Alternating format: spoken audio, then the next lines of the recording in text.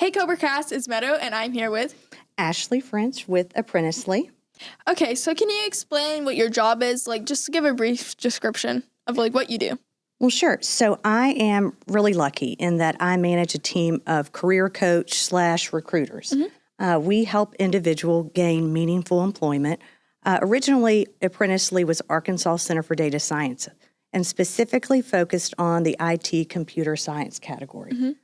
We've since then added advanced manufacturing, logistics, and healthcare. Because at the end of the day, technology is everywhere, and we want to provide students and Arkansans with additional pathways to gain employment. So, what led you into this career? All right, so I've always had a servant heart. I've always been an avid volunteer. To pay my bills, I ended up in the staffing HR world. And so, working for employers, interviewing, screening, going to career fairs. And, through that process, I learned it is so hard to get a job sometimes. I mean, it's kind of cutthroat. You're reviewing and judging people on a resume. Yeah. And, I felt my next career or my next job really needed to do something giving back. I was already doing free resumes and coaching for my friends and even now their kids. And now it's really cool because I get to do that and teach my team how to do that for others as well. Yeah. Okay, so, what lessons did you learn, early in your career? Okay, so I would say don't be afraid to take on more work. My very first job in high school, it was at an invitation company, and I literally was tying bows, gluing glitter, but I would hear over time, them answer the phone, our customer service team. Well, there was a situation where all 5 phone lines were ringing, no one was free, and I just had to grab it. And yes, I can mirror exactly what they said, and I just took notes. Could I solve their problem? No, but rather than them going to the voicemail, I just kind of took a message and then followed up with them. And so that ended up, they're like, oh, this high schooler, she can talk. And, so then I was not only tying bows and doing glitter and making invitations, I also had a phone right next to me. Yeah, well, that's what leadership is. It's taking the charge without being told to do so. That's exactly what employers want to see. 100%. Okay, so what exactly is an apprenticeship? All right, so great question because a lot of people get confused. Yeah, I have no idea. So this is not just for your audience, but even our listeners out there and adults. So an apprenticeship is a full-time position. So just like any other job, transaction, or employment status. So you get benefits. So you get paid. 100%. It is very different than an internship. An internship, this is a short-term employment. So typically, our internship program is 3 months. Maybe it's over the summer or a semester, but it has kind of a start and a finish to where you are not a permanent employee. Most of the time, you don't have benefits. The coolest part on apprenticeships, and apprenticeships have been around, for 100 years plus. They really started out in the trades, construction, and they found that if you pair an individual with a master or a team lead, the transfer of knowledge, is really critical. So in addition to getting a mentor, the Department of Labor requires the apprenticeship to have 144 hours of training. So this is just, and a lot of companies do this already.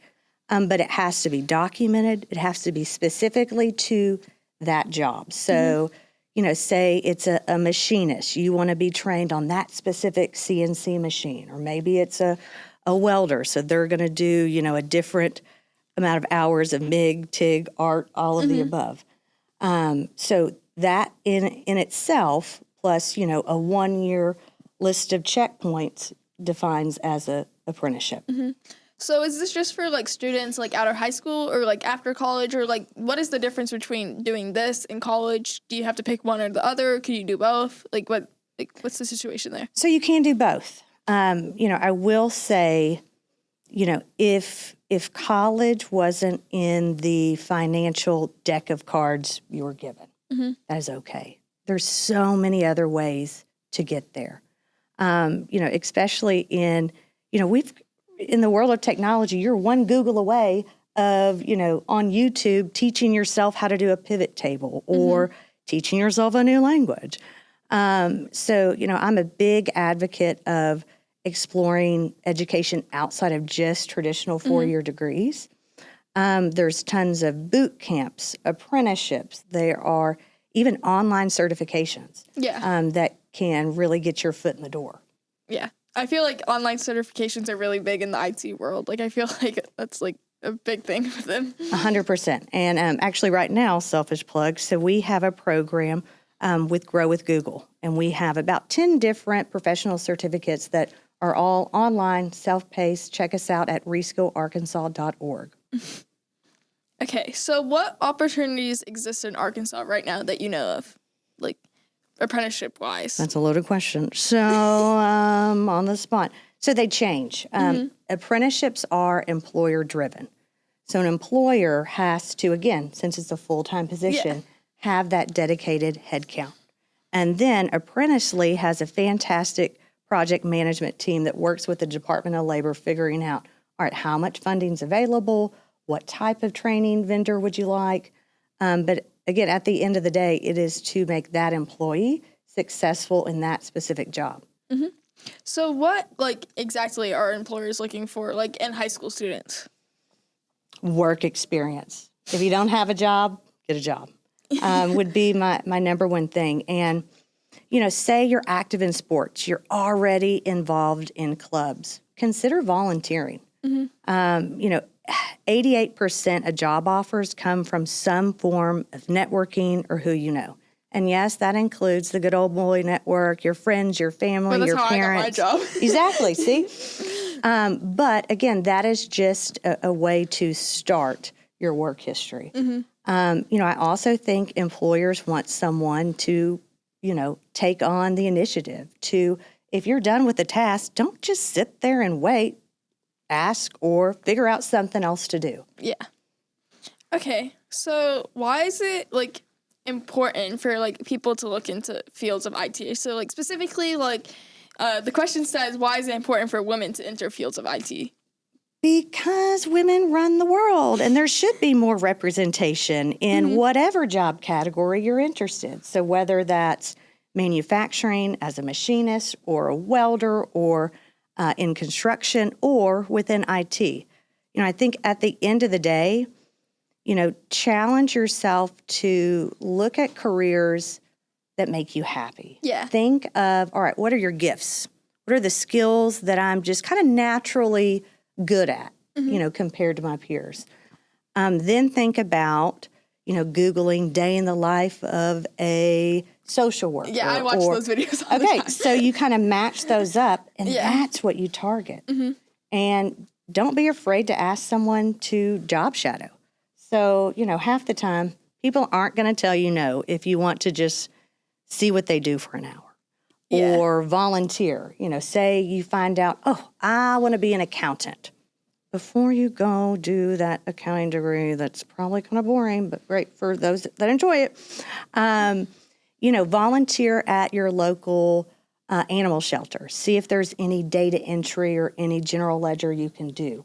The key is exploring and, seeing what's out there. Not because mom or dad says it, but because it seems exciting and fulfilling to you. So, if a student does want to do that, how do they, actually do that? I feel like a lot of people say that, but, do they just, call people up? Do they, connections? How does a student actually do that?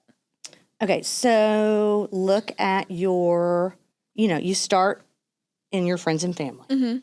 So go down to aunts and uncles. Hey, Aunt Susie, who do you know that's a social worker? Or, kind of think of churches, think of your teachers. Look for those introductions. And then when in doubt, go on LinkedIn, do a cold call, pick up the phone. I was actually coaching a a friend of mine's son, and he wanted to get into landscape architecture. I'm like, I don't know anyone that's in landscape architecture. But we kind of pulled up Google and found 5 different offices kind of in his area where he could drive.